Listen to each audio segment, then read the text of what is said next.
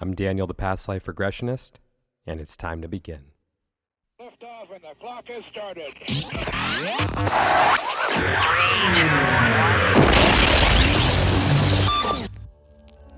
This is Timeless Spirituality.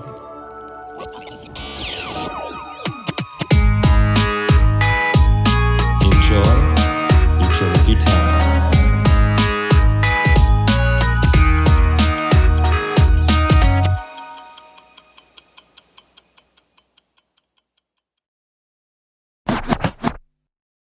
Hey there, everyone. Welcome back to Timeless Spirituality. So we are rounding that corner and getting close to the close of the Mirror of Time home series and season 4 by default. So today's episode looks at home from a different angle. What happens if there's conflict at home? And what if that conflict happens on more of a macro scale as opposed to a micro scale? How does that resolution come into play? And how do you find peace at home? I highly suggest everyone sticks around till the very end of this episode because I think you need to listen to it in its totality, because I think it is important to grasp every side of a conflict at home, wherever that may be. And also, due to some of the subject matter of today's episode, I know that I've told you guys before that I am Jewish, and I know I've also said in another episode that I understand that by default, I will have more of a natural bias, but that doesn't mean I don't see both sides of something. That's me saying, I think it's wrong what's happening in the world right now. I think everyone just needs to cool their jets a bit and find a way to resolve our differences. That's it. So with that said, if you would like to book a regression with me to discover who, when, and where you have been throughout time, you can reach me on Instagram at The Past Life Regressionist or my website, thepastliferegressionist.com. And now, it's time to begin. Fally Klein, welcome back to the show. How are you doing today? I'm doing great, and I'm excited. I love where our conversations go, and I can never predict them, so take it away. I think we just found a jumping off point, which I'm sure we'll get into in a moment. And then it's probably going to go somewhere completely different and swing back around full circle in some way or another. Yeah, it's no pre-planning that really goes on when it comes to Fally, because you never know. I mean, it's almost a waste of time if you're going to pre-plan. So with all of that said, do you want to just quickly remind everyone who is Fally? Fally is still figuring herself out, because that is what I want to do. This is a very short life, and there's a lot of stuff to do in this life.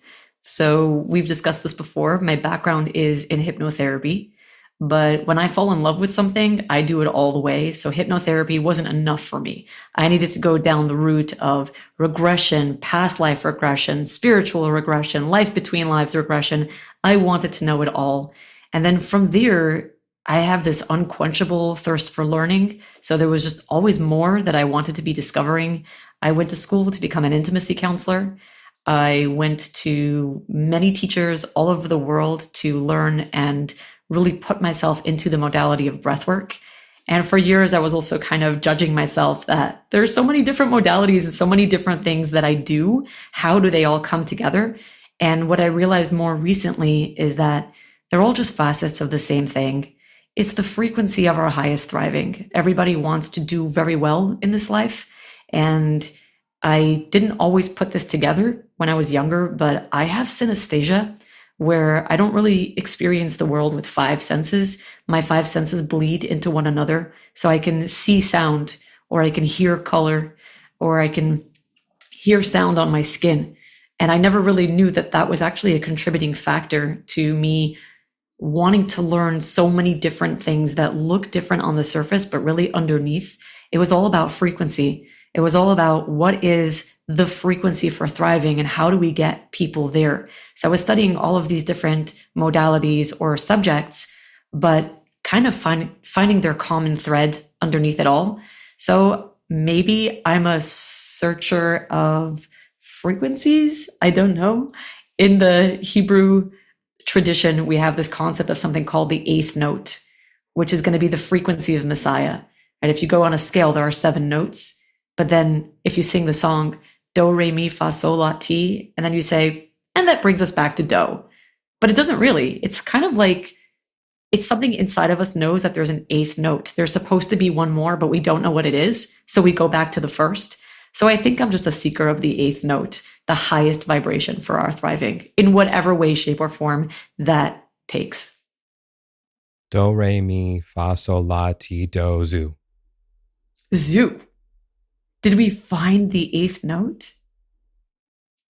That's just the first thing that came to mind.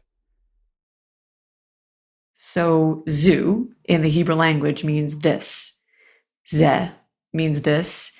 And there is this phrase that we say that in the time of the Messiah, we will all be able to point at God and say, this is our God, because God will be so visible. The hidden meaning behind everything will be so visible. So I think you just named the eighth note. I think you're right. Zu. I'm going to go with that. I wonder what sound that would make on a piano. You do know that Daniel in the Bible was a prophet, right? Yeah. So sorry. I'm shaking my head yes right now. Yeah. So, if Daniel says zoo, I'm going to take it. Well, it may just come with the name. I may have been Daniel. Maybe I was one of the lions. Maybe I was the king. Maybe I was just some dude out there in the crowd who was listening to something completely unrelated. Maybe I wasn't even in that place. I don't know. I was just kind whatever of it is, you heard it here first. Yeah. The eighth note has been found. It has been named. It has been prophesized here first. God, wouldn't that be something? Okay. Anyways, back to the topic at hand. We're here to talk about home. And I think that we're going to tackle a different angle of home today because throughout the course of the series, I've really taken a more gentle position on home and not really looked at the conflict of home. And I think that it's important to address that. So with that in mind, what is home to you? That is such a broad question and so vague and so difficult to answer. And I'm going to really try to do my best, but home is a feeling.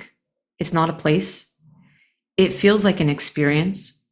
And I think it's something that we have to experience on many levels. We have an externalized idea of what home looks like, right? It's the place where your bed is. It's the place where you can relax enough to drink orange juice out of the carton. That's kind of where my mind always goes. It's the place where you kick your shoes off. But also, you can have many places like that. Or you can have no places like that, even though there is a place where you put your head at night. There are many places, many people who have places to sleep at night that don't feel like a home. They've paid the bills, they've paid the mortgage, they have an address that you can find them at, but they don't feel like they're at home. And that tells me that home is something so much deeper than just a place. It's an experience of feeling like you are safe. It's the experience of feeling like you are welcome.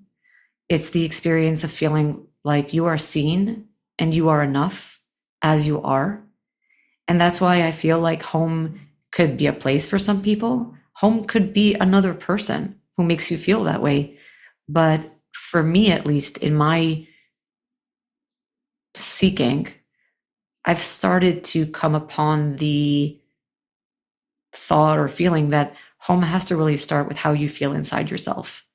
Because if you don't know what that feels like inside of you, you're going to be looking for home forever.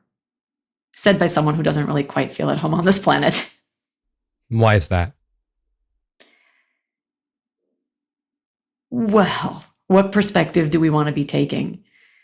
I feel like this planet, I kind of said before when you asked me to introduce myself, it's a noisy planet. There's so much going on. If we break it down to the level of frequency, there's always something happening. Your nervous system never gets quiet in this world, on this planet, at this time. Of course, you can always put yourself out there in nature and you can go hiking and you can climb up a mountain to meet God if that's your thing. But the way 2024, which is when we're recording this, the way our world, our society, the push of the media would have you live, it's as distant from the feeling of home as you can possibly get. It's a state of constant nervous tension where all of your neurons are firing at all times. And even when you're asleep, just cell phone towers, the frequencies that you're exposed to at all times, there's always a part of you that isn't quite surrendered or able to let go. And I feel that, I think, more acutely than most people, whether it's because I have synesthesia or because I'm just sensitive that way, or maybe I'm a deep thinker, or maybe because my moon is in Cancer. I'm not exactly sure. But I think that I'm not the only one who feels that way. I'm probably pretty certain that quite a bunch of your listeners are nodding along as I speak, and they're probably feeling very seen, because more and more people today are just feeling like, wait, something's out of alignment. Whether it's with ourselves. I think when we were younger, we thought it was us. We thought that we were the wrong ones. So we put ourselves in therapy for many years, hoping that someone or something or some pill, can just fix us. And I think as podcasts like yours are going out there and voices like mine are being heard, more and more people are realizing, wait, maybe it's not us. Maybe we came here not to be fixed, but to help fix what is out of alignment. And that frequency of home is very much out of alignment. We've destroyed the earth, Mother Earth, which should feel like a mother. And mother was our first home, right? We all were gestated inside of a mother. If you destroy mother, you destroy home. And I think a lot more of us are feeling it these days. So how do we get back home? Like I said, there's a very beautiful line in Hebrew that's been made into songs that are very popular. And the line goes like this: Bilvavi mishkan evna. In my heart, I've built a temple. And the song continues to glorify your name. And the I have to translate as I'm saying it. And the sacrifices that I'm giving are, this, and then, but the light, the fire on this altar is the fire of my pure soul, of my pure heart. And I think that song, and you like to do this, right? You like to ask your guests what their song is. And I think I just fell right into that.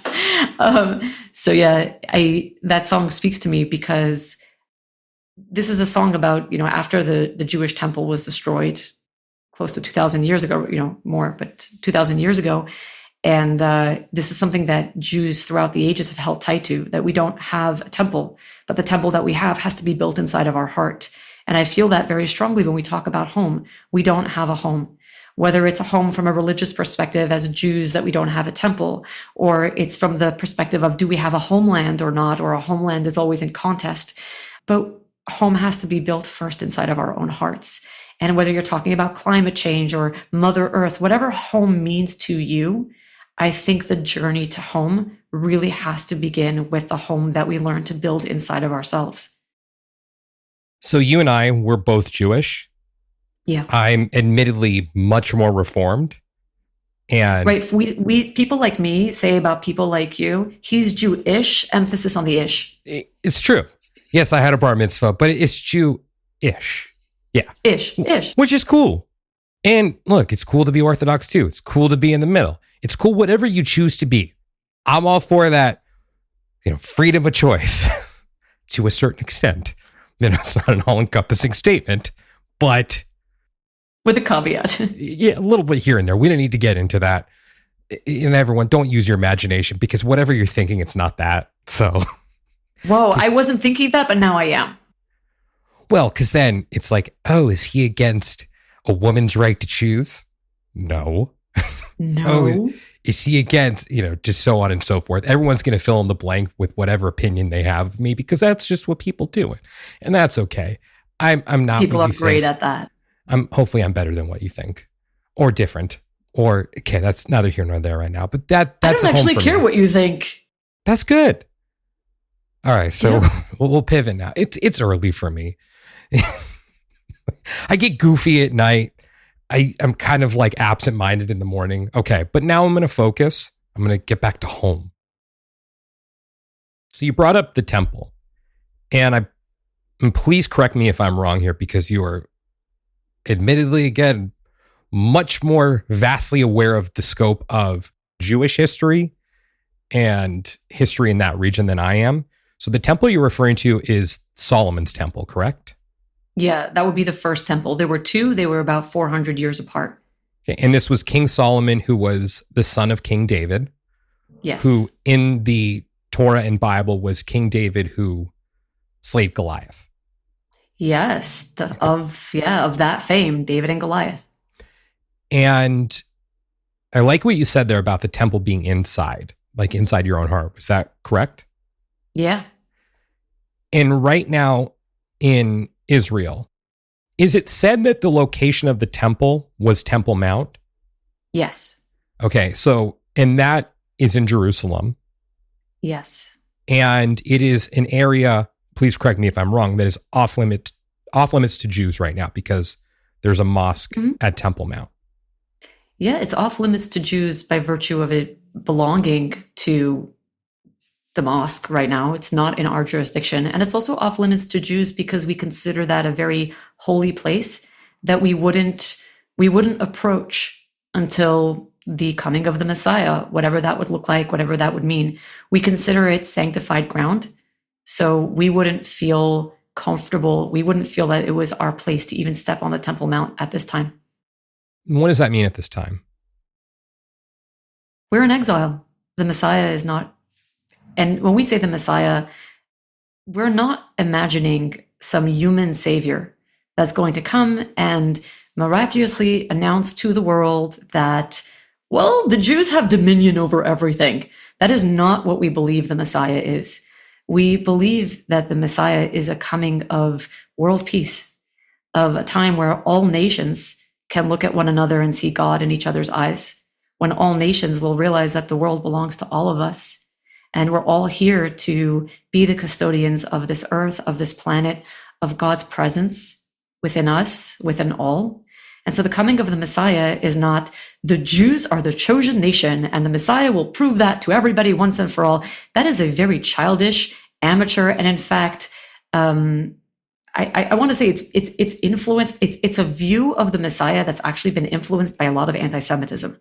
You know, anti-Semitism has fed that story a lot to the point where many Jews even believe that without ever having questioned the source. But if you really study what the teachings of the Messiah are about, it's a time of wholesomeness, of togetherness, of it's not that the Temple Mount belongs to me or the Temple Mount belongs to you. The Temple Mount is consecrated to God, and we all worship the same God. We all believe in the Creator, and we all want to come to that same place with love in our hearts, with openness, with devotion. And it's not, oh, we have to wrest it away from you because now it belongs to us. It's not about that. And because as an Orthodox Jew who has studied these things deeply and who's very sensitive to these things, not just from a religious perspective, but from a world perspective, it's so clear to me that that time hasn't come. And so not only is it sacred ground, for as long as it's contested ground, it isn't sacred. Do you understand? It's not, it's sacred, but it's contested. And the fact of it being contested means that it cannot serve its sacred purpose for as long as we're fighting over this ground. If there's bloodshed, then how can this ground be sacred? How can this ground be holy? In fact, when we talked about David and Solomon, so David killed Goliath. That's what David was kind of known for. David was a commander of the armies, and David brought peace. He unified the nation and whatever, you can go read the Bible if you want more details, but what people aren't, especially if you weren't raised with the knowledge that I have studying this inside, David was not allowed to build the temple. He had too much blood on his hands. And that's what God said. I don't want to reside in a temple that was built by hands of blood. And so you will always be King David, and your name is, passed down, and you are the kingship, but it will be your son, Solomon, who reigned in a time of peace, who actually had the privilege. And it's funny that you know that. Most people don't talk about this as being Solomon's temple, especially in my world. And we kind of know that Solomon built it, but we don't refer to it as Solomon's temple. It's kind of the outside history, the secular history that will call it Solomon's temple. But there's a reason it's called Solomon's temple, because Solomon was a man of peace. There were no wars fought during his time. He reigned during a golden age. What other people also don't like to talk about or don't want to publicly acknowledge is Solomon had wives from the princesses of every land. When Solomon ruled, the nation or the capital was not a homogeneous Jewish capital. It was so diverse. He had wives, and in the Jewish religion back then, men were allowed to have more wives. And he had a lot of concubines too.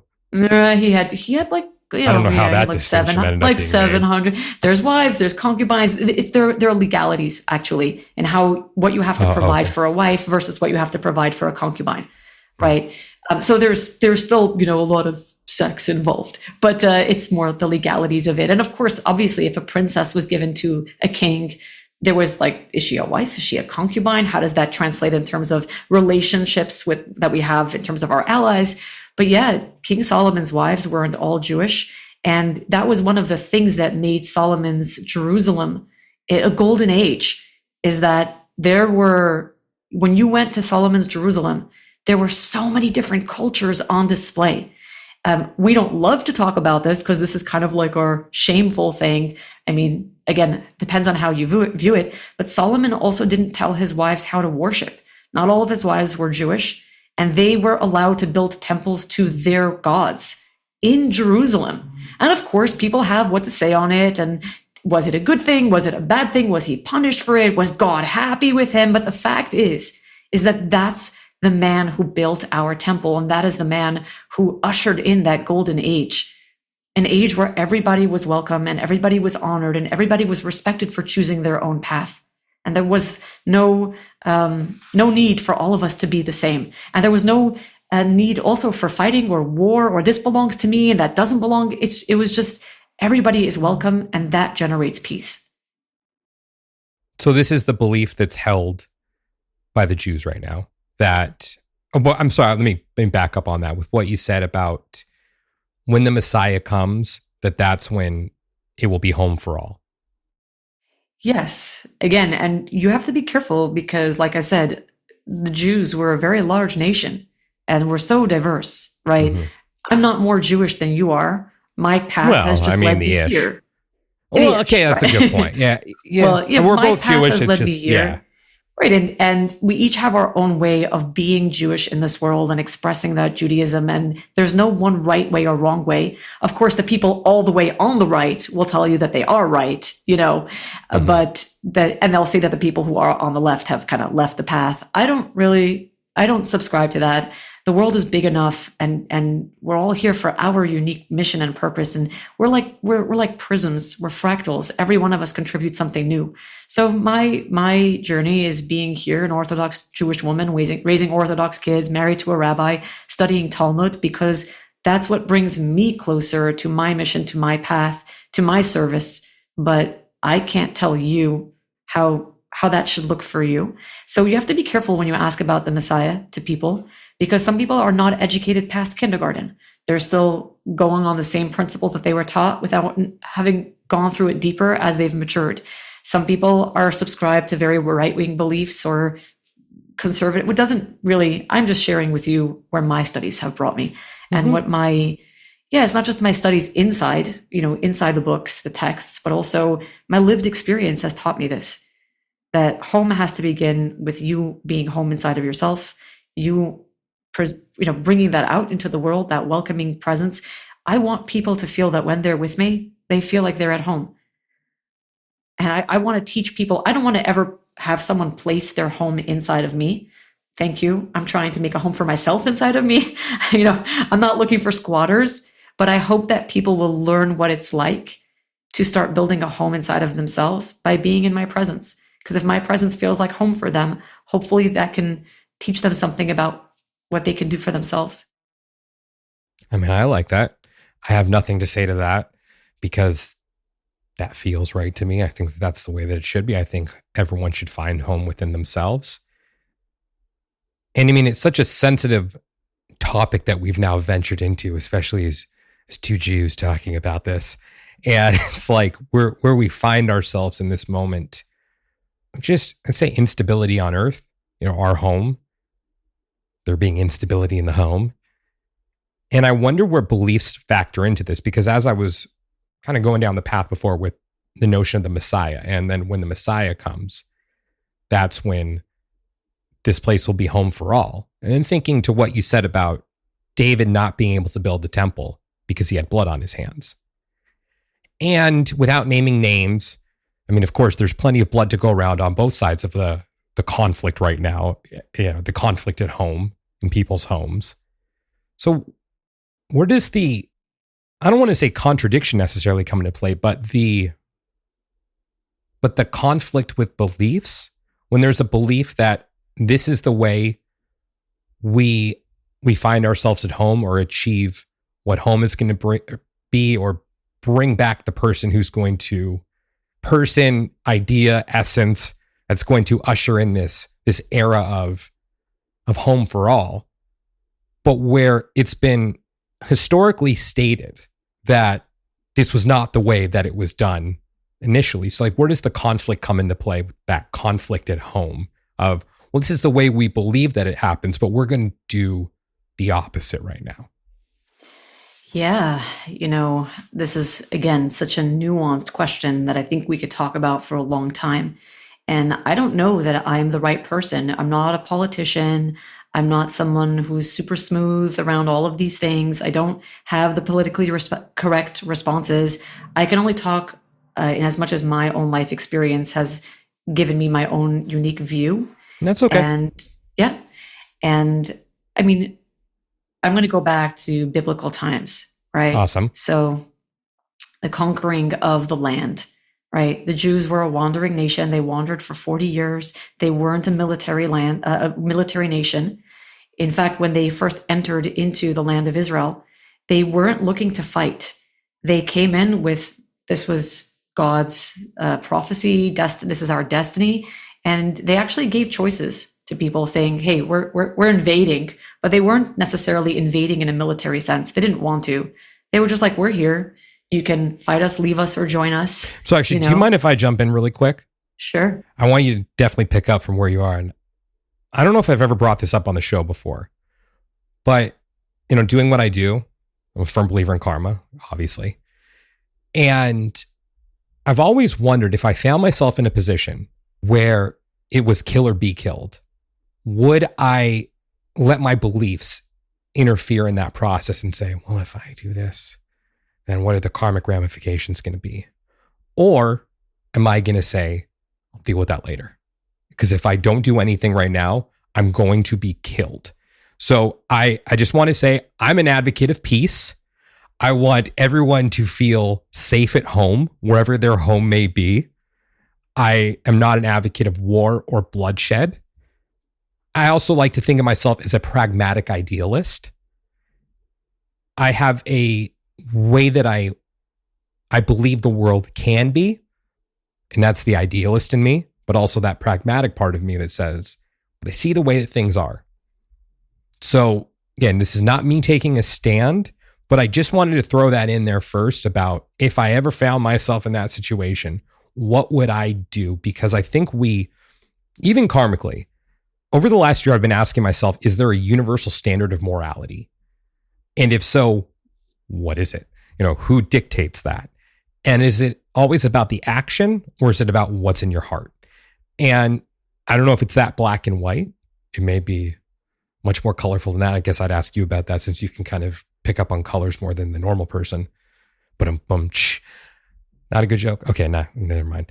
But yeah, I'll leave it at that. I hope that gives more context, just in the nature of, maybe home isn't so black and white, and maybe we should find a way for everyone to feel safe at home. Gotcha. So yes, first off, on the morality piece, I want to just bring it back to the 10 Commandments for a second. The 10 Commandments say, you shall not commit murder. They don't say you shall not kill. And the primary difference between the two is when your life is threatened, we actually have a mandate. Your life comes first. You must, if someone, I'm going to translate it in my head from the Hebrew, but if someone comes to kill you, you should rise up and kill him first. Your life is not forfeit to somebody else's. Protect yourself at all costs, right? And so that is killing. And that is, again, in wartime, no one is justifying this, but there is bloodshed. Murder is something different. Murder is the unconscionable taking of life for no reason. It doesn't serve your purpose. Your life wasn't threatened, right? Murder is when someone just performs a homicide they weren't provoked, right? And murder can be about even in nature, right? Destroying nature unprovoked. What did you do that for? Did it actually benefit human life? I mean, and there is a hierarchy of how life, right? Different life forms. The human being is the one that walks the planet, but that doesn't mean we get to step on all lower life forms. We still have to treat them with honor and respect, and we can use them to benefit our life, but use them respectfully, use them in a sacred manner with appreciation and gratitude for the fact that they've been given here for you, right? We don't rape the planet. That is what you shall not commit murder is. But yes, in the context of if your life was threatened, we actually have a mandate that you do need to protect your life. So going back, and I don't know what choice I would make. I hope I would never have to come face to face with that choice. Probably if I ever had to be faced with that choice, I would freeze and die because I froze, because that's what trauma does. Fight, flight, or freeze, I would probably freeze and die. So yeah. But going back to the Bible, right, when the Jews left the wilderness and entered into the Holy Land, they didn't come in with an intention to fight. They gave the different nations options. They came in with the might of God at their back, and they were kind of like, look, you know that we are going to settle this land because that's what God had said. And these were biblical times. I don't think we can really understand what that really meant on a practical level, to really have this deep-seated belief that God has said so, and then therefore it must be. But they actually gave all of the nations choices. You can fight us, you can join us, or you can leave us. And some nations actually did leave and vacated in the face of the Jews and all of the miracles that they had received. And it was a worldwide thing. And everybody was kind of like, whoa, their God is an awesome God and mighty and fearsome. And these were choices that they had.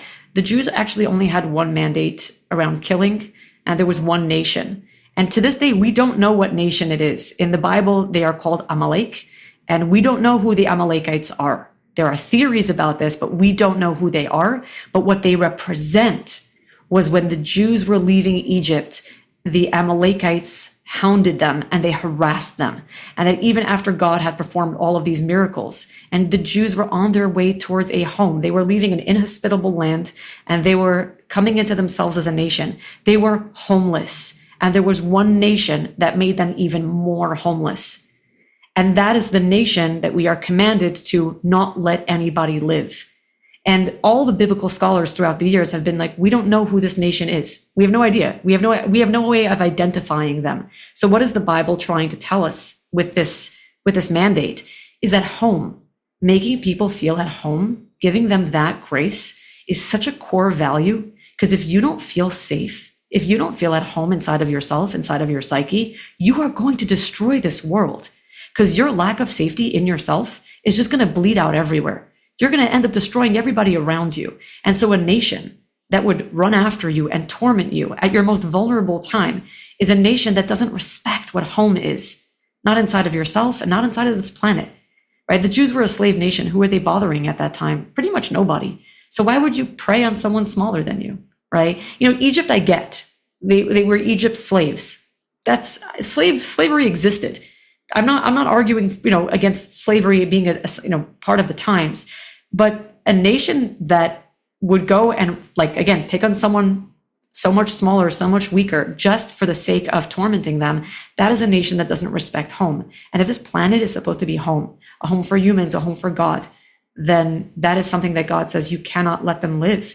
And it's whether it's them as a people or them as an ideology. So that brings us back to the idea of home.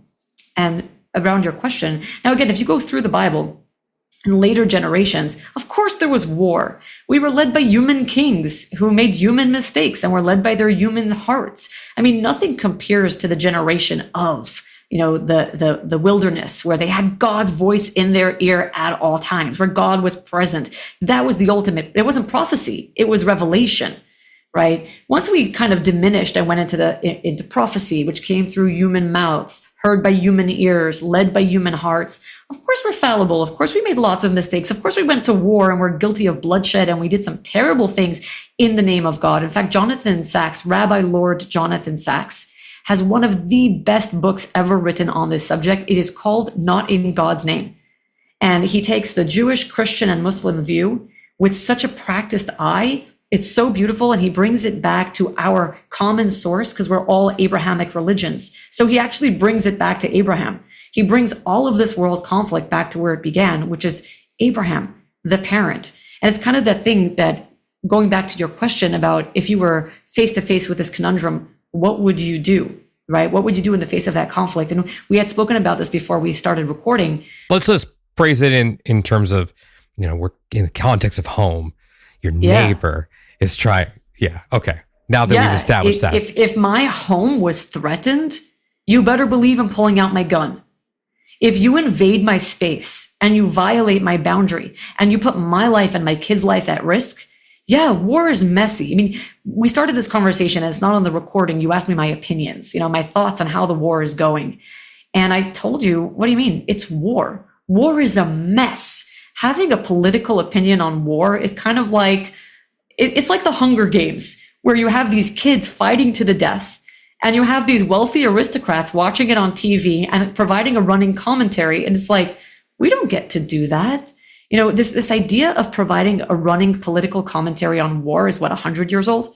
200? Not even, it's 100. It's just since the advent of the media that we think that we can have these privileged seats in the stands and we get to watch a war, life or death, as it's happening and have an opinion on this. But go through history. I mean, thousands of years, war is a fact of history. There have been bloodshed and right and wrong and horrors committed and atrocities on both sides. There's no running commentary. It's war. That's what war is. It's messy. It's ugly. If someone invaded your home and your kids were sleeping in a room down the hall, you would not think twice, whatever it took. And in the back of your mind, you ask yourself, is there a moral price to pay? Is there an ethical price to pay? Is there maybe even a legal price to pay for what it is I'm about to do? But in that moment, when it comes to protecting your children, and I'm not talking about which side of the conflict you are, I'm talking about life and protecting a parent, protecting their children. And we have this on every side of every conflict. You don't think. You do whatever it takes to make sure that your loved ones are safe and that your boundaries are restored. Now, the question is not whether the war is being fought right or wrong because it's war. The question is, let's talk about the boundary. Let's talk about whose home this is. Let's talk about who has the right of way to this land. And I think that's the conflict that everybody is weighing in upon without really knowledge of where this conflict began and what it's really about. And I think that's kind of the conversation that led us to say, well, I think we better start recording and get this on tape. So why don't you take it from there? I imagine we'll just call it the cul-de-sac. These houses are very old. They've been there for a very long time. And most people living in those houses cannot name the occupants of the house who lived there 10 generations ago. Therefore, having no idea what their squabble was with their neighbor across the street or next door. But it's been this perpetuation of, we're always at war with our neighbors. We're never safe. We never feel safe at home. And who's to say who's right or who's wrong when you don't know the cause of something? But also, why keep fighting if you don't know what you're even fighting about? It may make for a very interesting block party if you all come together and just celebrate or have drinks and try to move past your differences. But I don't know. It's difficult because I talked about this on another episode. I believe that I've lived as a Jew, a Hebrew, a Philistine, so on and so forth, that I've been on opposite sides of an age-old conflict, or I've been incarnated into those different houses. So in one of those lives, I've been part of this family or that family, so on and so forth. And I wonder at what point we just say, we got to stop. We got to stop, because if we don't, we're going to find ourselves living in that other house.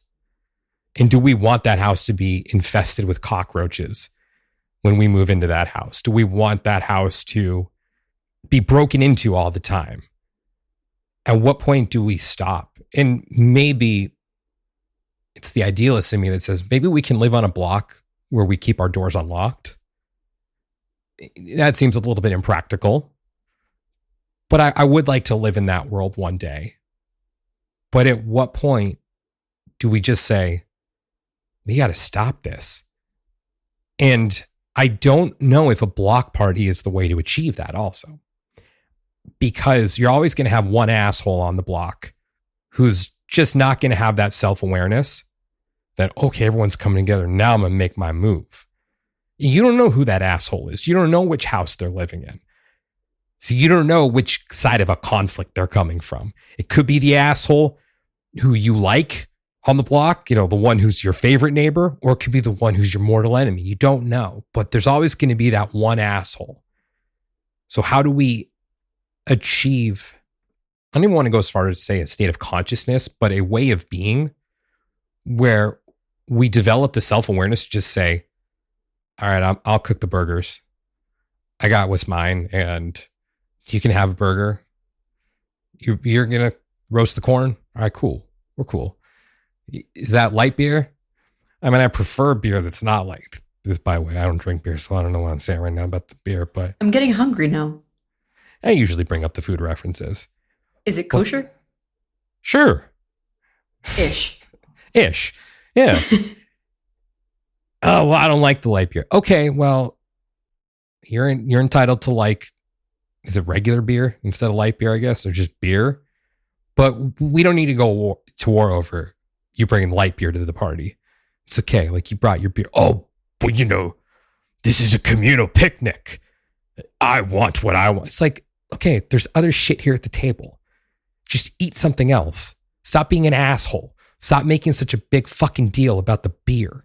Shut the fuck up and enjoy yourself. And don't be a dick. Well said. I really think you should be running for prime minister next. Well,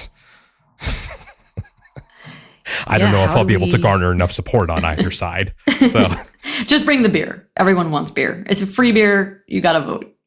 I remember there was a girl running for class president in the 5th grade, and she almost won because she brought candy, and she gave candy to everyone. I mean, it was brilliant, but she didn't end up winning. Didn't even win over a room of 10-year-olds. I don't know. Maybe the beer would work. Because it wasn't about the candy. I mentioned this probably on the first podcast we ever did together. I had a kid after 10 years. We had 3 beautiful children, and then due to my having had cancer as a kid, went into years of infertility, and then had this amazing miracle child after 10 years. And when I was pregnant with him, I remember thinking to myself, I could be the mother of Messiah. I just don't know. This kid that I'm carrying, he might be the Messiah.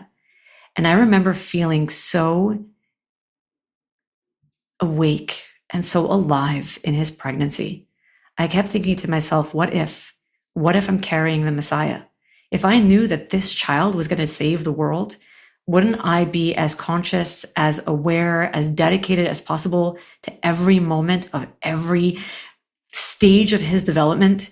I was so there. And then, of course, as the pregnancy progressed and the birth and raising him, I keep thinking, aren't we all the mothers, the potential mothers of the Messiah? The Messiah isn't one person. The Messiah is a consciousness.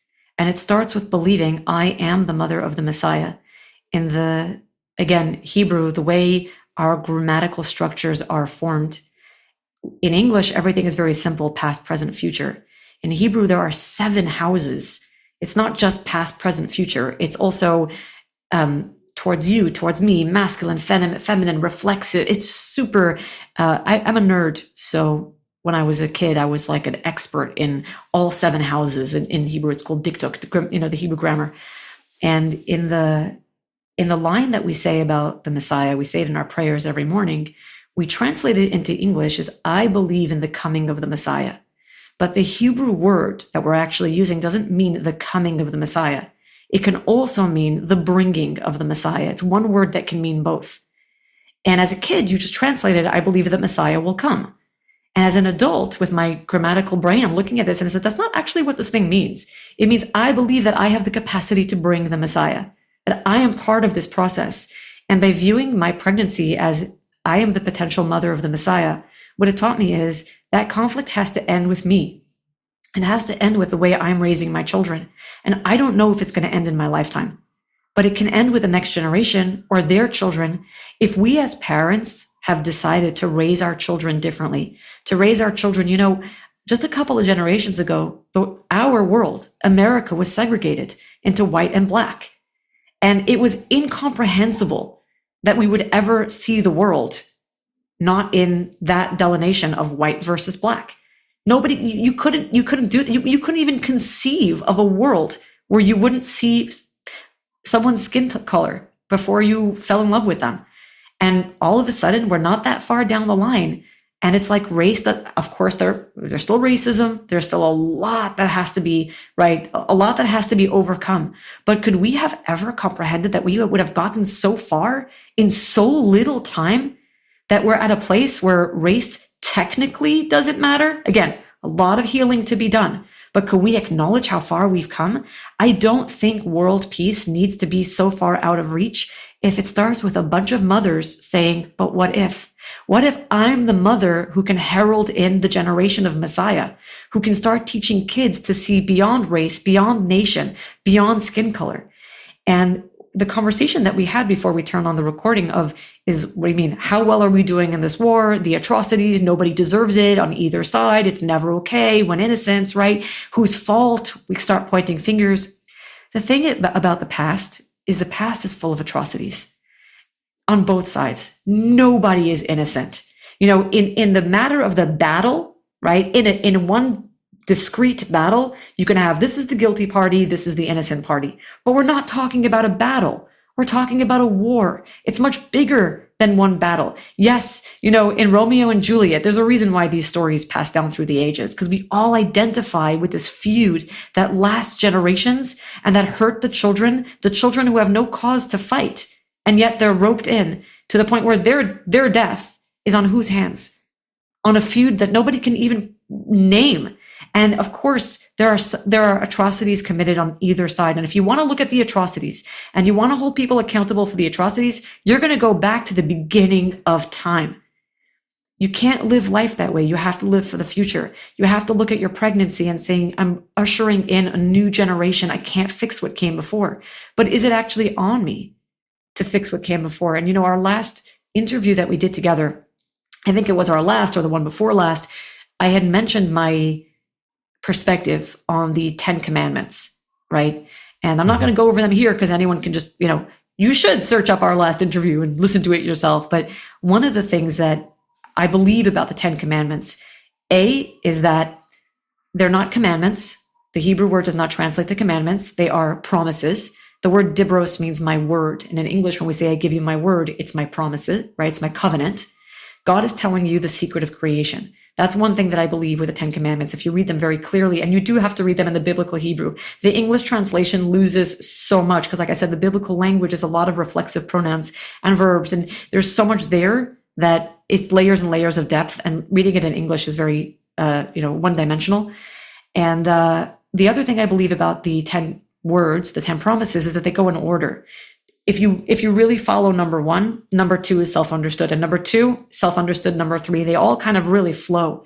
So the fifth commandment is you have to honor your father and mother. Interestingly, the Hebrew language does not have really a word for honor. The word for honor is the same word as the word for gravity, which means heaviness and strength. It's also the same word for liver, the organ in the body. And liver in Chinese medicine carries anger. When we confuse, right, honor and heaviness and all of this anger, we make such a mess out of things. And the commandment says, honor your father and mother. Don't get involved. The gravity of what has come before you, the gravity of what lies between your mother and father. There's another fascinating thing about the way these words are played out. It says, kaved es avicha ve'es imecha. So es means the, honor your father, and your. It's again, there's no real perfect English translation, but the fact is that the way it's written in the Bible, that word is extra. It doesn't need to be there. which is so fascinating because the Bible is very concise. It doesn't use any extra words. So why would the Bible say, like, it could just as easily have said, kabed est avicha ve'imecha, but it says ve'et imecha. There's this whole extra word. Now that extra word, if you look at it visually, it's and, aleph through tav, which is like in the English language saying and A through Z. Honor not just your father and mother, but the A through Z that is between your father and mother. Do not get involved in what is in your parents' marriage and your parents' relationship. If you do you know what the next commandment is? You shall not commit murder. So I look at all of this murder going on in the world. It's not killing, it's murder. I mean, killing is one thing, and we discussed that before. Protect your life at all costs. But I think we've gone beyond the scope of killing. It's murder. It's violence. And it's not, I mean, the Middle East is a great place to talk because it's just a hot spot. I think it's such a sensitive area for so many different religions and cultures, is that I think Israel is like a microcosm for what's actually happening in the rest of the world.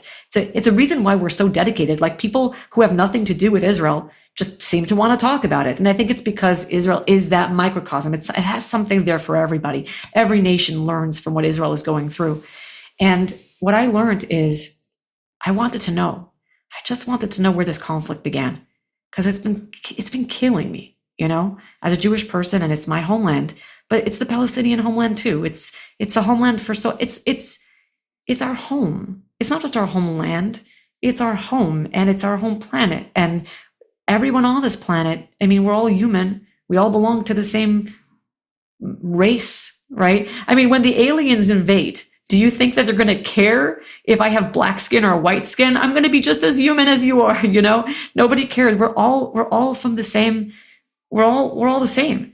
And I just, this amount of murder and conflict, it just doesn't, I don't understand it. So I wanted to research the origins. And it's scary because when you go through history, you're not always on the right side of history, like you said, whether you're a past life regressionist and you see where you've been born into, you haven't always, right? You've played all sides of the conflict. So as a Jew who takes my Jewish heritage very seriously, and I'm loyal to it, reading history and realizing, we aren't always the nice guys. Sometimes we've been the perpetrators. We haven't always been correct. It's hard to look at that and acknowledge that, because you want to believe that you're the victim. You want to believe that you're always right, and you aren't. But I was trying to understand, where is it sourced? Where did this begin? So on the most recent level of history, okay? I mean, think about the Palestinians. They were living there for eons. There were Jews living there too. And they never seemed to have conflict between one another. And then you had the Ottoman Empire. Well, just some neighbor squabbles. Yeah, neighbor squabbles. You stole my sheep. I ate yours. I don't know, whatever. It's just over the sheep. They were simple people. The Jews and the Palestinians who lived in Israel, the Middle East, just simple people, first world country. They weren't bothering anybody. They weren't bothering each other. And then you have the Ottoman Empire that was one in a succession of many empires that have taken over and disputed these lands in the last 2,000 years, right? Ever since the Second Temple fell. Well, you got the Romans, you got the Babylonians, right? You have the Crusaders, the Turks, the Ottomans. You have then the British Mandate, right? Most recently, we had the British Mandate. So you have the Ottoman Empire gets overthrown by the British Mandate, who takes this over. They want to popularize, did I say yeah, they want to populate this. They want to modernize this place. This is a nation of shepherds. The Jews were a nation of shepherds. So were the Palestinians. They weren't bothering anybody. And then you have, Britain, who comes in and they want to, or any conquering nation that wants to come in and utilize the land for their own, and they want to colonize the land. That's the thing. All of this land has never been settled. It's been colonized. There's a big difference. A colonized land is not a land for themselves. It's a land that's being used for the home country. It's like having a mine in someone else's country and you're digging up gold or you're digging up diamonds, not to serve you, not to serve your country, but to serve, it's what we rebelled against in America, right? We rebelled against being a colony of England where you just use us and abuse us for your sake. So the Middle East has been colonized, not settled, colonized for thousands of years. And then the Jews came after the Holocaust. They were the victims of the world. Everybody felt bad for them. They wanted home. They wanted to go home. And the British mandate was allowing them in. And the Jews were like, finally, we get to go home. And they weren't thinking about the Palestinians. They weren't thinking about starting a fight. They weren't thinking at all. They were traumatized survivors. And then all of a sudden, they rebelled against this idea of why are we someone else's colony? We don't want to be someone's colony. And they rebelled against the British mandate, right? And so did the Palestinians, by the way. This wasn't just a Jewish fight. They just realized we're done. We are done being colonized. And they became settlers and owners of the land. And then the conflict, again, I don't really believe it. Of course, there were a lot of terrible things done on both sides. And there are always, who stepped on whose toe first and how did that escalate into, you stepped on my toe and now we're just killing each other's babies in the night, right? It starts small, it escalates. We're not pointing fingers. But when I looked at history, I'm like, why isn't anyone talking about the fact that the real perpetrators here are the people who colonized this land, not the people who settled this land to build this land, to make it better and more beautiful for the people living there. And of course, there were mistakes made in the process. I built a home. And of course, the first thing you do when you buy a property and you build is you go to your neighbors and you buy them cookies. And you're like, I know it's going to be hell living next door to a construction site for a long time. You might get, vermin, mice. You might have to deal with a lot of noise. Don't call the authorities on me. Like, let's be friends. I'll give you cookies. And if you have an issue with my builders, just call me, right? Don't give me stop work orders. I mean, I don't know where you guys live, but I live in Brooklyn. We're all in each other's faces. And of course, there are feuds about, I told you not to build up and put a window across my window. And now I have no privacy. And there's a next door neighbor you don't talk to because they're peeking into, there's always that. It's hard. It's hard to live with neighbors. And you try your best. And I'm sure as the Jews built and as the Palestinians wanted to preserve their way of life, there are neighbors getting into neighborly feuds. But what they're not looking at is, where did this feud actually begin? With colonizers who said it was absolutely okay to do what you wanted to the land as you wished because the people in it didn't matter. And no one's looking at that. Like, where did we inherit this way of disrespecting our neighbors from? Where did we inherit this way of it's my way or the highway? We inherited from a parent country. And so then I had to go deeper in history, and no one's blaming the parents. You realize no one's blaming the parents. We're blaming each other, but that's always how it works because I'm a parent. And I know that when I'm not at my best, right? Because I have my bad days, the kids feel it, but they're not going to take it out on me because I'm the mom and there's a power dynamic there. So who do they take it out on? They take it out on each other. And when kids fight, it's usually something that the adults have kind of brought into the home, right? It's never about, when siblings are fighting, it's never really about the siblings. They're taking out a bad day in school with one another. They're taking out their frustration, oh, my parents are fighting and I'm concerned and I don't feel safe, so I take it out on my sibling. They just pass on what they got from those that came before. And I think, okay, in recent history, we are passing on what we've received in terms of our generational trauma. Jews have gone through the Holocaust. We had violence embedded in our systems. We swore never again without realizing that never again makes us ready to be perpetrators. We're ready to fight in a way that we haven't fought before. And, someone who's ready to fight or constantly on alarm will see a threat everywhere, even when a threat doesn't exist. And then again, we're also not willing to look at where did we get this from, right? And so I went further back because if this is what's happening now, it didn't really start now. We have thousands of years of contest around this land. So where did it begin? And honestly, it's the three Abrahamic religions that are fighting over this land. It's not the Buddhists fighting over Israel. It's the Jews, it's the Christians, and the Muslims. And we have one common father, Abraham. And so I delved deep into the Abrahamic legacy and his story. One man, two wives, two sons from both of these wives. One was the favored wife. One was the wife that was sent away. You have two brothers who loved each other, and they really did. If you read the Bible and you read it with a discerning eye, they loved one another. Isaac really looked up to Ishmael. He considered him as you know how little brothers are around their big brothers. They worshiped them. They were 13 years apart, and he did everything that Ishmael did. In fact, that was so concerning to Isaac's mother, Sarah, that Isaac's mother told Abraham, her husband, send Ishmael and his mother away because she didn't like how much her son loved his big brother. He worshiped him. He would do anything to be like him. And his mother said, send them away. And so that's what Abraham did. He chose between his two wives. He sent one of them away. And then you have these two boys, these two brothers who adore one another, but their hearts are broken because they're also loyal to their mothers. So how can they love one another while also being loyal to their parents? How can they love one another without hating their father for what he has done to them? But they love their father. Isaac was ready to sacrifice his life on the altar when his father, was going to sacrifice him to God. Like they think about that conflict of who do you choose? Do I choose my father? Do I choose my mother? Do I choose my brother? Do I choose myself? And there's no question that these brothers loved one another, but they had these loyalties. And again, what's not commonly known is that after Abraham, after the covenant, after he tried to sacrifice Isaac, and then of course he sacrificed a ram, instead, Isaac didn't go home with his father. He went home with Ishmael, his brother. That's who he loved. That's where he recuperated from this ordeal, with his brother. Another thing that, again, I don't know how commonly known it is outside of Orthodox Judaism, and we learn these things, that they say that the ram that was sacrificed in Isaac's place, the horn of that ram is going to be the shofar, the horn of the Messiah, that when the Messiah comes, that is the horn that he will blow. And that is going to be the vibration, that eighth note that the world is waiting for, that settling of peace of like, oh, when you hear a certain music and you breathe a sigh of relief, right? There's something about that sound that regulates your whole nervous system. That's the horn of the Messiah. When he comes, we're going to hear that vibration.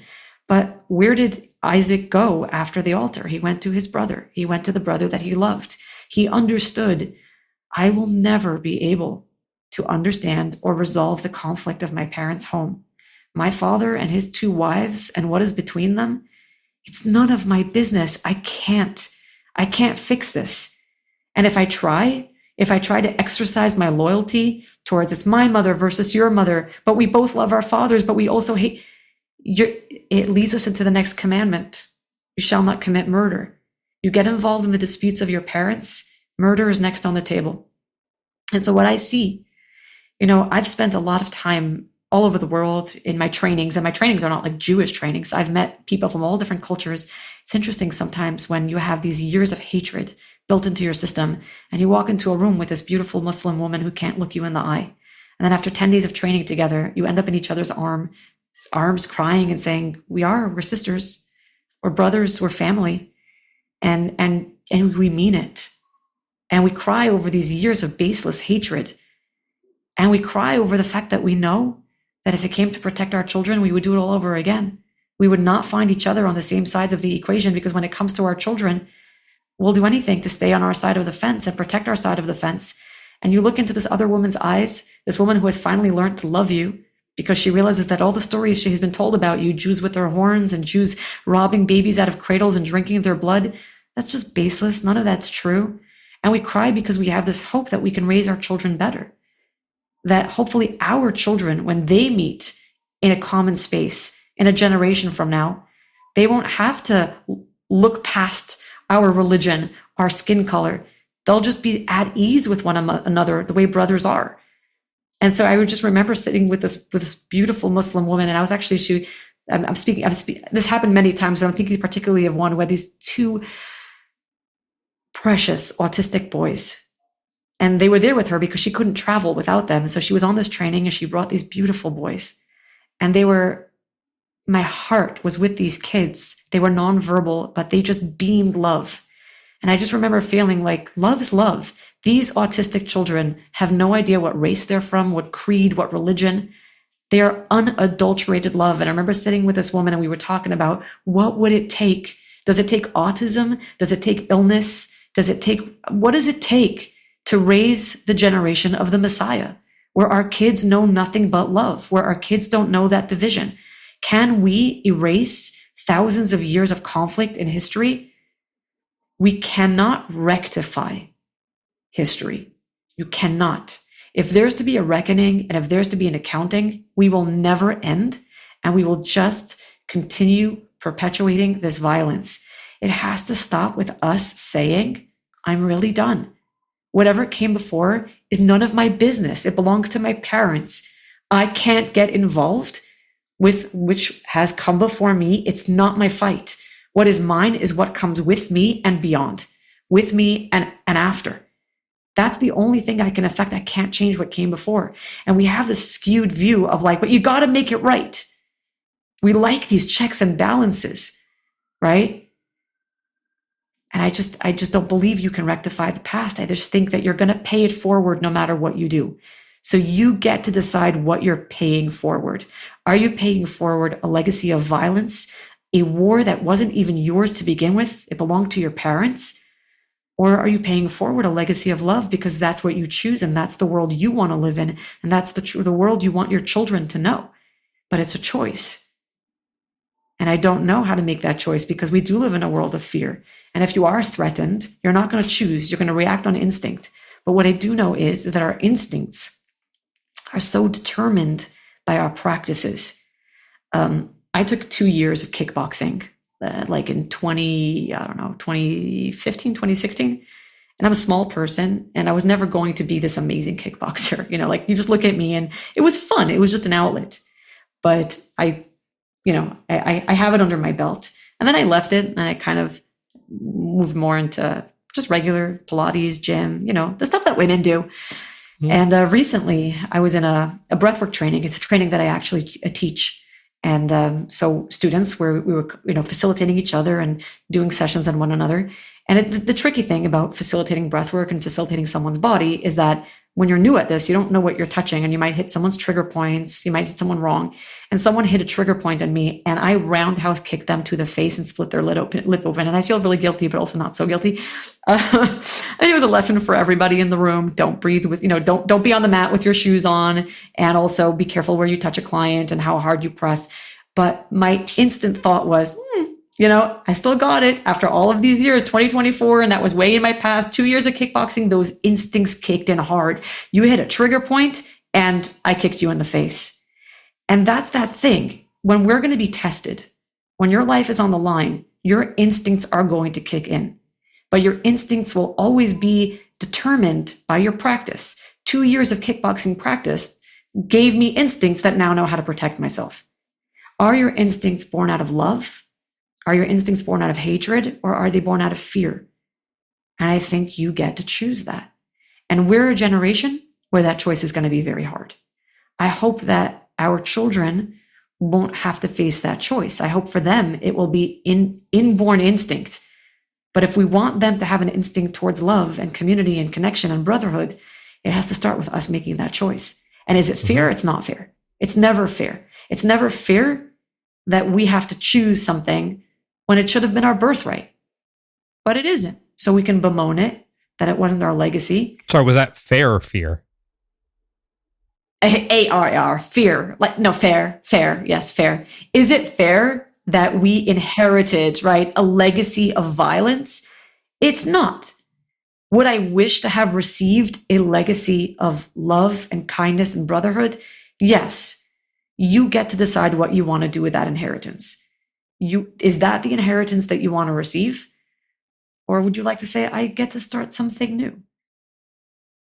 And it's a very difficult choice, and you have to keep making it. And I don't think we can make it perfectly. But I don't need to get it perfect in this generation.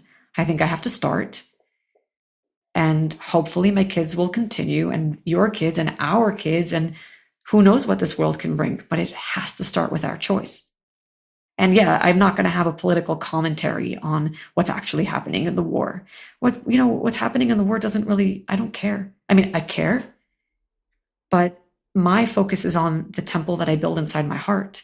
Mm-hmm. My focus is on the home I build for myself and for my children, and the home that they will then bring out into the world. And then we can create a critical mass. I probably won't live to see it in my lifetime, but you never know. So one of the things I've heard that can be very triggering for victims to hear is to move on. And I can understand why that would be triggering. Just move on. Just move on. It's like, well, maybe it's not that easy. My belief is that at some point you have to say, it's time to move forward. Yeah. I think that there's a huge distinction between moving on and moving forward. And I think that moving forward doesn't undo what's already been done. I think it's important to know your family history, to know the legacy that you come from and what your great grandparents went through, and your grandparents, and your great great great great great great great grandparents, so you don't repeat the mistakes that they made. I think that's why history is so important, because if you don't learn history, you're bound to make the same mistakes. But at some point, you just have to move forward and say, it's time to do things differently. I'm not going to forget, but I got to move forward. I can't stay stuck in place. And it's why with that neighborhood block party or your neighbors, I think it comes down to what's inside, and that they have to make that choice. Just like you're saying, the way you want to raise your children. I think that's where it goes. I think that's moving forwards, because it's like you can raise your child to say, and say to them, live in this state all the time. Always kick to the face more than once. More than once.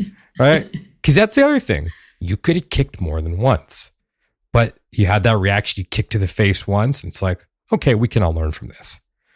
We can move forward.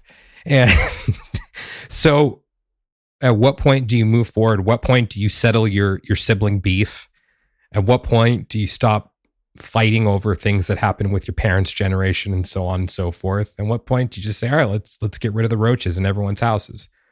Let's all work together, and look, what you do in your house, you do in your house. What I do in my house, we do in my house. Or I do in my house, but we're all going to live in peace. And that's my 2 cents. Fally, if you have anything to say on that, go for it. If not, we can move on to the Saturn game. So any final thoughts on that? Saturn game. You said moving forward, right? Someone, right before I came onto this call, someone sent me a beautiful meme. It said, I think there's a difference between letting go and letting it be. And you really don't have the capacity to let things go. They live inside of you, especially trauma survivors. Like you said, it could be triggering to them. You can't let go of trauma. It changes who you are as a person.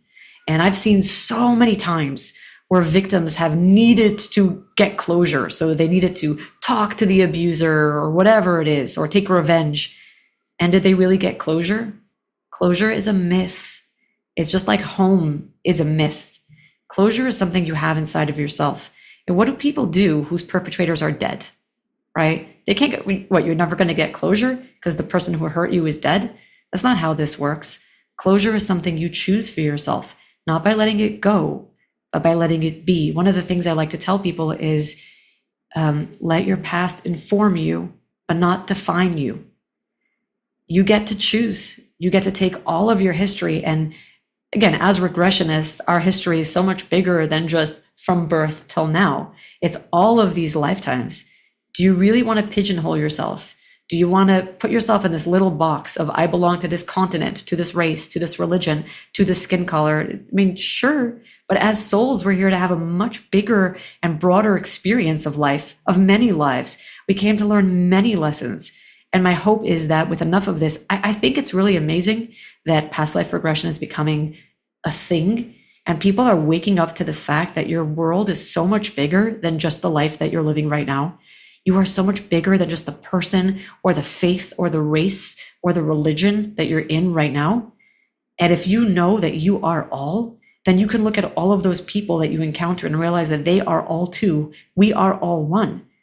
And that is what I mean by let your past inform you. You've done good things, you've done bad things, you've done horrific things, you've committed atrocities, you've also been the victim. Let it inform you, but ultimately you get to choose. One of the things we laugh about, my friends who are in this world, is like people love to come to the past life session and find out that they were some, like, I don't know, queen in another lifetime, right? And they're pretty arrogant or not great people in this lifetime, this one, current. And they're like, well, I was a queen in the last lifetime, so y'all got to treat me with respect. You have to, you should be bowing to me. Yeah, you would be amazed at how many clients, or not my clients, but people out there who have experienced a past life regression are 100% convinced that the world owes them something because of who they may have been or imagined to have been in history. And it's like, no, it doesn't matter who you were in history. It doesn't matter if you were Daniel the prophet. Today, you're not Daniel the prophet. Today, you're Daniel the podcast host who is a regressionist and all of the human aspects that you're struggling with in your life. It doesn't matter if you were a high king somewhere or a priest or a queen or a farmer. What matters is what you're choosing to do with this life right here, because this is the life that's going to take you forward. This is the life that's going to take the planet forward. So we get to choose. And I think that's how we build home. Home is not a house. It's a choice. It's a choice about how to show up.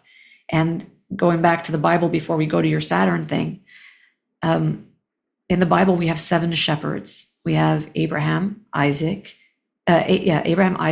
Jacob, Moses, Aaron, Joseph, and David. Those are the 7 shepherds, the forefathers of the Jewish nation. And it's so interesting to note that they all wandered. Each one of them wandered. They had to leave their homes. They didn't settle. And the one, though, that became the king was Joseph. He became the king of Egypt. He was kicked out of his home, right? And David as well, but David is it's a different kind of kingship. There's David and Joseph are the 2 kings. Joseph was kicked out of his home, and so were all the other forefathers. They all had to wander. So what was it special about Joseph that he became king? Is that he was in a foreign country, and the brothers who ostracized him, the brothers who tried to kill him, were the ones that he invited into this foreign country. He could so easily have taken revenge. He could so easily have said, you kicked me out of my home. You tried to murder me. I don't owe you anything. And instead, when they came down to Egypt, because there was a famine in their land, and they didn't know that their brother was king. They thought he was dead. They had no idea. I mean, it's the most epic reveal in Genesis. The brothers finding out that their brother is alive and he's the king, But that's what made him king, is that he didn't just rule a nation because he was smart and powerful. He created a home for people that we can arguably say didn't deserve a home. His brothers didn't deserve home after what they did for him. But that's what made him a king. He created a home for people, even people who had hurt him. And that's what David ends up, generating later. And he created this home for all of the nation. And that's why his son Solomon built the home for God. But it starts with choosing to say it ends with us. The violence ends with us. And that's what creates home. It's a safe harbor. I agree. All right, you ready for the Saturn game? Mic drop. What is the Saturn game? So the Saturn game, I think we played this before. I don't think I had the name for it back then. But in this baggie, I have 4 different periods of time. We played this before, right? We did. Okay. So I'm going to go in and grab, actually, you can see I'm going to mix it up. Hand out. So you see I'm not rigging the game. Hand out again, mixing it up. I should have taken with the 3rd one. 4th time's the charm. One 2 just popped dropped. out. Which one? The one that popped out that I have in my hand, or the other one that I feel like they're connected. You're going to have to open them both, and we're going to figure out how they're connected. Which one do you want me to open first? The one that you actually had your hand on. Okay, Fally, how have you grown in the past month? Whew. Wow. Where has the month began or end? I'm a parent. I don't know. These days bleed into one another. How have I grown in the past month? Well, this past month, so we're recording this mid-September. So I don't know what it's like for other parents, but in my community, this is a hard month. It's the month that the kids are in between camp and school. And so it's mommy all day, every day. And my growth has been manifold. I think for the first time, I did not view this period between camp and school as a difficult period. Usually I'm just like, oh my God. And like you're telling yourself, whatever we pay these teachers, it's not enough. Please, you start praising the structures and the systems that you rebel against all year. You're just like, take them, please. This is the first year I haven't had that. I just really felt at peace and very present with my children. I didn't feel like I needed them off my hands. I think that is a sign of maturity on my part, realizing I'm not running out of time. When I was younger, everything needed to be done right now. And lately, really in the last year, I've been letting myself get a little messy. It's okay if I don't keep every calendar appointment. It's okay if I have to reschedule. It's okay if I postpone things till tomorrow. I'm very disciplined, so this is a very new experience for me. But what if I could just be with my kids? And being with my kids didn't mean taking them on a fancy vacation. It just meant getting into the car with them and driving down the highway and taking them to a home goods store and going shopping. And they felt like mommy bought me what I wanted for school. It was just pleasant. It was so sweet. And there's another place in which I have grown in the last month. I know that throughout my childhood, that 1st of August hits and you can smell summer ending. You can smell the season changing, at least where I live in Brooklyn. And there's this pit of dread that goes into your belly, like, oh no, the summer is ending. And I haven't even begun celebrating my summer.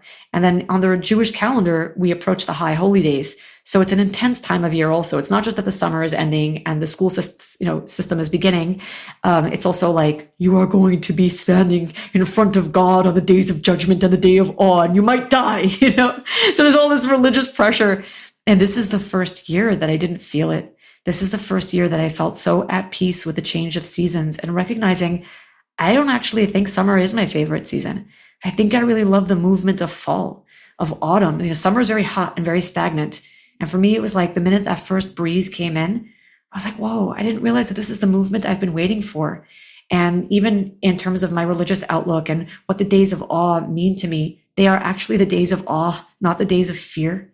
Especially, I think, since October 7th happened last year. And it happened during our high holidays. And so everyone has really different perspectives coming in again as we're re-entering this phase. It's almost a year. And I realized, wow, this year has changed me. I'm coming at this very differently, a lot more humble, a lot more open, a lot more vulnerable, but not afraid, in deep reverence and deep awe. And recognizing that when I was younger, I tried to be very rigid and hold on to things, hold on to summer, but that's stagnation. And recognizing actually I covet and crave movement, the movement of autumn, of the seasons changing. It was like a maturity in me. I'm ready for life to move forward. I'm ready to move forward, kind of like you said, right? I'm ready to move on. And that's how I changed in the last month. It's been a very welcome change. Let's check what the other one said. All right. So, Fally, how have you grown in the past year?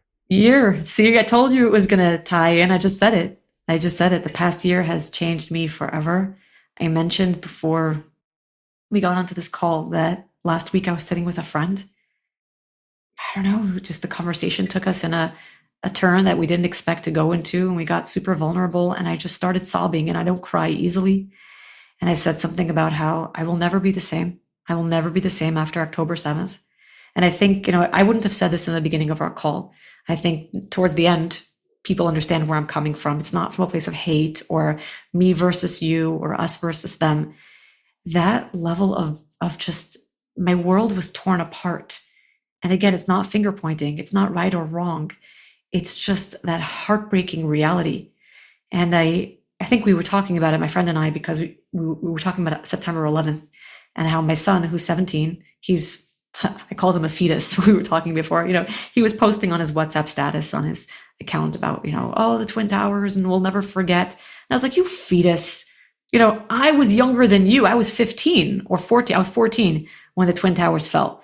And here you have this child who is posting on his status of what do you know?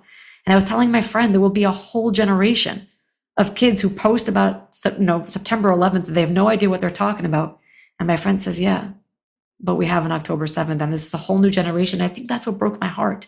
I think that's what changed me, is that you want to believe that the violence is in the past. You want to believe that the brutality is in the past. And then some new, fresh horror hits. And again, you can make a political story about it. You can make an agenda. You can have a whole, the annals of history to back you up. But the fact is, it's violence, and it's horrifying, and it leads to war, and it leads to more violence when all people want to do is look into each other's eyes and say, I see you. I love you. I respect you. You have a home with me. And I hope that I would have a home with you. And that's that thing that changed me in the last year. And one of the things that I'm going to actually get really teary. You always manage to do this. You always manage to get me teary at one point of our interview. So, I contemplated getting a gun this year because I guess ever since October 7th, it makes you think about what would it take to keep my kids safe, right? What would I do if I was in that position? I've shot guns for many years. I'm not a gun aficionado, but it's a sport, and I like going to the range, and I like the feeling of shooting. And I'm a good shot, and I enjoyed many different kinds of, I try out many different kinds of guns and rifles and shotguns and all of that good stuff. But when I put my hand on my pistol for the first time, I had a panic attack, and I couldn't understand why. Because I had shot guns for many years. I'm not afraid of guns.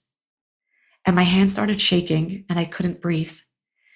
And I had to pull my hand away, and I had to center myself and ask, what is this about? And I realized what it's about is that I don't want to live in a world where I carry a gun. In the temple, one of the directives for the temple was that no iron was allowed to be used in the making of the temple. They had to find really creative ways to create the bricks in the temple. There are legends of how they shaped the bricks in the temple, that there was a worm that ate through brick. It's fascinating, the legends, and they've actually found worms that do that, which is crazy. But no iron was allowed to be used in the making of the temple because iron is an implement of war. And when I touched my gun, that was the first thing that came into my mind. I don't want to be David, whose hands are full of blood. But what do? What does a parent do when they're faced the reality of living in a world that doesn't want to be a home for their children? And I mean, they say that in the time of the Messiah, all of their iron will be made into plows, right? We're not going to need guns. We're not going to need swords. We're not going to need ammunition. They will just be we'll be plowing our fields and raising vineyards and olive trees and all of those beautiful things. And I just said a prayer when I held that gun in my hands. And I said, please let me live to see the day when I can throw this gun into the melding pot and watch it become a plow. That's all I want to see. I mean, God save me from ever having to protect my children. I hope that I will live to see the day that this is a world that is safe for them. But I also want to live to see the day that this thing can be melted down into something that actually brings peace on this world. Yeah. Not just, and I obviously, gun rights is a whole separate thing. I choose my gun, not because I want to perpetuate violence, but I want to prevent violence. Right. But that's what they all say. Right. That's what they all say. Yeah. But you mean it. I mean it. I mean it. And I hope I never am tested. And my fervent prayer every single day is, let me live long enough to live in a world where we are all melting down our guns into elements and articles of peace. I'll toast to that. I don't have a glass nearby, but clink. Amen. And you know what? It's funny. As I'm toasting you, my mug was a gift from a friend, and it says, "You're the sister I got to choose." And I wish that we live in a world that way, where we can look at our brothers and sisters of different nations, of different faiths, and saying, but I choose you. You're still my sister, and you're still my brother, and I love you, and you have a home with me. I believe we can get there. And that's pragmatic idealist to me. It's a novel concept. So, as always, Fally, thank you for an amazing conversation. I think that this tops the other three. And thank you. We're setting the bar high for number 5, whatever that may be. I'm so in. You know that I'm in. And what else is there to say? I mean, Fally, you're awesome. And I know you're a fan favorite on here. So just thank you so much for coming on. And where can everyone reach you? I have a website. It's my name, FallyKlein.com. So that's F as in Frank, ALLYKLEIN.com. My website tells you nothing about who I am, because like I said, I'm still trying to figure that out myself.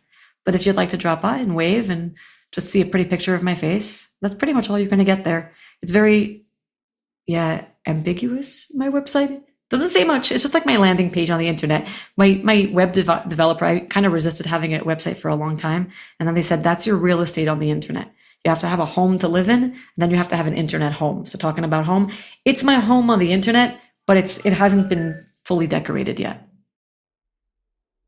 So I guess not to get too dark here necessarily or too morbid, but I guess your website will be complete once you pass away.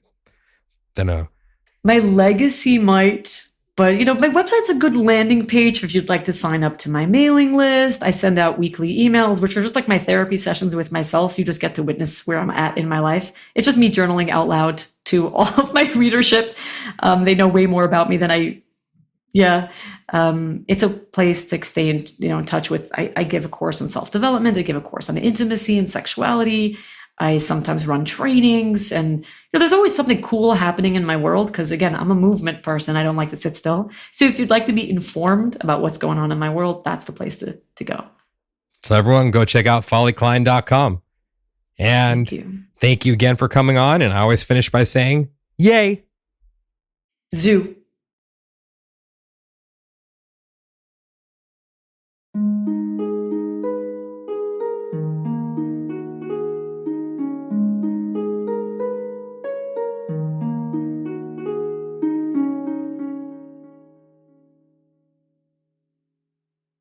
Fellow time travelers, your journey through time awaits you.